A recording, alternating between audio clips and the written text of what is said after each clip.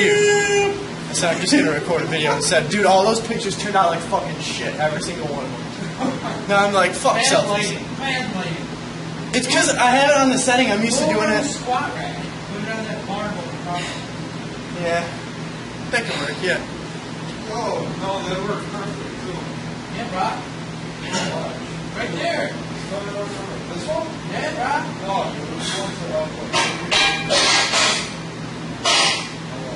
You can't mess around that bar.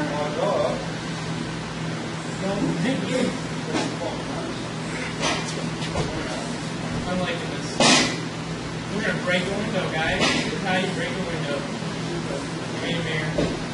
7 years bad luck.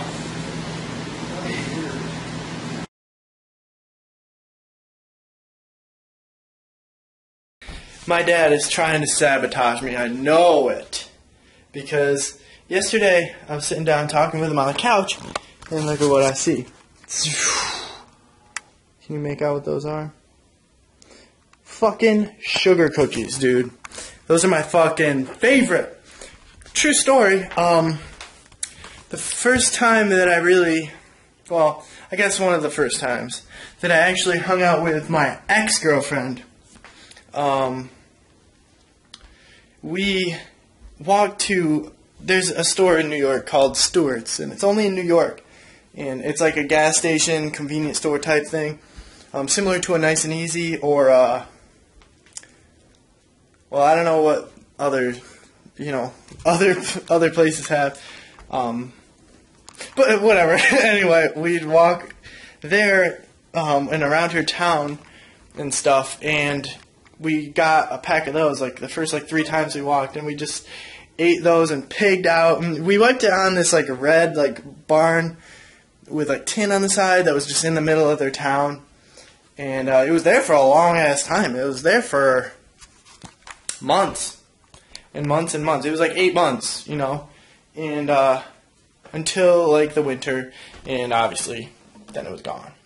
But so ever since sugar cookies always remind me of her and all the funny shit we used to do. That doesn't really seem funny, but when you're kind of in the moment, it just seems like a funny thing. And we used to always pig out on those and get fucking drinks and shit, because they have this kind of drink, which is one of the best tasting fucking things in the world. Blue raspberry. If you mix that with vodka, guys, it tastes really fucking good, and you can just pound a bunch of it, and you will get fucked up off your ass, and you won't even realize it until if you're sitting down and you stand up, you'll fucking face plant, guaranteed. So, there's a tip for you alcoholics out there, or if you like to party or whatever, and there's also a tip for you bulkers, because if you drink a bunch of that thing is tons of carbs. That's all it is carbs. And then the sugar cookies are a good bulking food, because, let's face it, who doesn't like cookies? I know I do. So, I have to try to resist those cookies, guys. My weight this morning was 186.0. Believe it or not, after I ate, I shit a bunch, so I guess it's really more accurate that I said that, so that way he kind of knows. Which is about, sorry, I'm walking around like fucking crazy right now. I'll stop this chance. So I always do that in my videos. I always walk around. So I told him that, and it was about a 5-pound decrease from last week. So, fuck yeah, I'm back on my grind. I'm ready to fucking turn up. Yesterday I ate a little bit too much, though. So, you know what I did? I fucking punished myself. I had to do 40 minutes of cardio, because I had peanut butter, right? For my last meal, I had peanut butter and rice cake and protein shake, and I just ate a little bit too much peanut butter, like the tip of the knife. It was probably an extra 8 grams of peanut butter. So, 8 grams of peanut butter can add up, though. I don't know exactly what it would be. That would be 3, it would be 50 calories. But I wasn't fucking around. I'm not, I fucked up a little bit, a little bit extra, so about 50 calories. So, you know what I did? I did my 40 minutes of cardio that I was supposed to do because it was an off day. And, I've been doing Tabata a little bit, inspired by Mark Lobliner, just a couple times a week. So, I did Tabata, which is 4 minutes basically of high intensity. It's 2-to-1 work ratio, work to rest ratio. And I did one of those, right? Then I did another, so that was 8 minutes of Tabata, which on average Tabata burns about 100 to 150 calories depending on how hard you're working or the exercises that you're doing. So that right there. Plus I did an extra like 10 minutes of cardio on like a 12 incline, like a 3-speed, between 2.8 and 3.5, because I wanted to stop when I was at 3.5, and then I was like, I'm going to keep going, watching a video, Jeff Albert's video, because he's one of my favorite people to watch, especially doing cardio. So I turned it down to like 2.8 and did like an extra like 15 minutes.